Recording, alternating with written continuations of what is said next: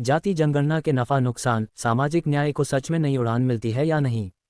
डॉ. ए.के. वर्मा। मोदी मंत्रिमंडल ने जाति जनगणना कराने का अप्रत्याशित निर्णय लिया। लगभग 100 वर्षों बाद पूर्ण जाति जनगणना होगी। संभवतः 2031 तक हमें जातियों के प्रमाणिक आंकड़े मिल सकेंगे। अंतिम जाति जनगणना 1931 में हुई थी। भाजपा और कांग्रेस दोनों ही समय समय पर इस मुद्दे पर अपना दृष्टिकोण बदलती रही हैं। राष्ट्रीय स्वयंसेवक संघ ने भी इस पर अपना रुख बदला है। अब विपक्षी दलों में जाति जनगणना के निर्णय का श्रेय लेने की होड़ है।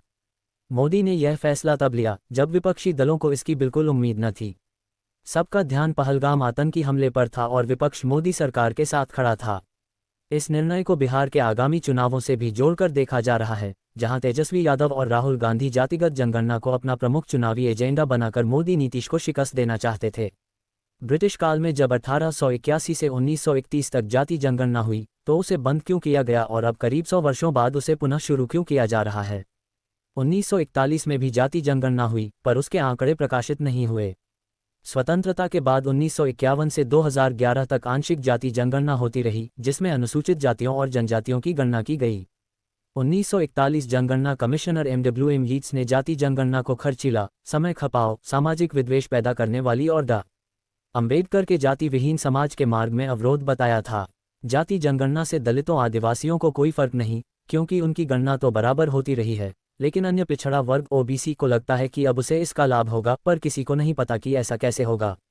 क्या जाति जनगणना केवल एक चुनावी दांव पेच का खेल है और राजनीतिक दलों द्वारा समाज के एक बड़े वर्ग को साधने की कवायद है? बेशक जाति जनगणना से ओबीसी जातियों के भी आंकड़े मिल जाएंगे और आरक्षण के उपवर्गीकरण से उन्हें कुछ लाभ भी मिलेगा, लेकिन ये भविष्य बताएगा कि जातिवार गणना से सामाजिक न्याय को सच में नई उड़ान मिलेगी। यदि जाति जनगणना से ही सामाजिक न्याय की स्थापना होती तो क्या SC/ST समाज को वांछित सामाजिक न्याय मिल सका?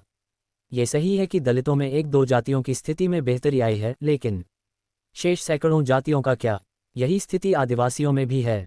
संविधान के अनुसार जनगणना का एकाधिकार संसद यानी केंद्र को प्राप्त है, पर बिहार, कर्नाटक आदि ने अपने अपने यहाँ जाति सर्वेक्षण किया। यद्यपि उसमें पारदर्शिता का अभाव और राजनीतिक निहितार्थ थे। जिन राज्यों ने जाति सर्वेक्षण कर विभिन्न जातियों के आंकड़े प्राप्त किए, उन्होंने ऐसा कौन सा कदम ओबीसी की बेहतरी के लिए उठाया जो बिना जातिगत आंकड़ों के संभव नहीं था? पूर्व प्रधानमंत्री मनमोहन सिंह ने 2011 में एक सामाजिक आर्थिक सर्वेक्षण कराया, लेकिन उसके जातिगत आंकड़े प्रकाशित नहीं कर सके। तब गृहमंत्री चिदंबरम ने जाति जनगणना न कराने के कई कारण बताए थे, जैसे केंद्र और राज्य की अलग अलग ओबीसी सूचियां होना, कई राज्यों में ओबीसी सूचियां न होना, कई जातियों का SC और OBC दोनों में होना, मतांतरण कर ईसाई और इस्लाम अपनाने वालों की भिन्न भिन्न राज्यों में अलग अलग स्थिति होना, एक से दूसरे राज्यों में जाने वालों की भिन्न भिन्न स्थितियां और अंतर धार्मिक विवाह से उत्पन्न बच्चों की अस्पष्टता। अब जब मंत्रिमंडल ने निर्णय ले ही लिया है तो जनगणना आयोग को इन समस्याओं से निपटना पड़ेगा। इसमें सबसे बड़ी कठिनाई यह है कि किसी भी नागरिक को अपनी जाति बताने की स्वतंत्रता है और उसके लिए उसे कोई प्रमाण नहीं दिखाना। क्या अब देश में लोक नीतियां जाति देखकर बनेंगी? क्या हर जाति और वर्ग के लिए बनी नीतियां हमें सामाजिक न्याय, बंधुत्व और एकता की ओर ले जा सकेंगी? क्या आरक्षण ही सामाजिक न्याय का एकमात्र संवाहक है?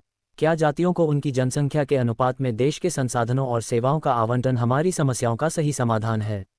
ऐसा तो कठोर साम्यवादी व्यवस्थाओं में भी नहीं है। जातियां हमारी सामाजिक संरचना का आधार हैं। इस संरचना में कुछ लचीलापन आया है और हम जातिवाद से निकलने की कोशिश कर रहे हैं, पर देखना होगा कि कहीं जाति जनगणना से इस प्रवृत्ति पर विराम न लगे और पदसोपनीय सामाजिक संरचनाएं और कठोर न हो जाएं, जो सामाजिक विखंडन को हवा दें। 2011 की जनगणना से पता चला था कि देश में लगभग 46 लाख जातियां और उपजातियां हैं। जाति जनगणना और आरक्षण के समन्वय से किसी जाति समूह में असंख्य वंचित उपसमूहों को भी सामाजिक आर्थिक मुख्यधारा में आने का अवसर मिलेगा, जो उनके लिए सामाजिक न्याय को वास्तविकता बनाएगी। पर इससे उन नेताओं का खेल भी समाप्त होगा जो जातिवादी राजनीति कर अपने जाति समूह के सभी लाभों पर किसी उपजाति का एकाधिकार स्थापित कर लेते हैं। क्या मुस्लिमों और ईसाइयों को भी जाति जनगणना के दायरे में लाया जाएगा? भले ही मुस्लिम नेता जातियों का अस्तित्व नकारें, पर सच्चर समिति के अनुसार मुस्लिम अशरफ, अजलाफ और अर्जाल कही जाने वाली जातियों में बनते हैं। आजकल पसमानदा अजलाफ और अर्जाल मुस्लिम अपने हक की लड़ाई लड़ रहे हैं।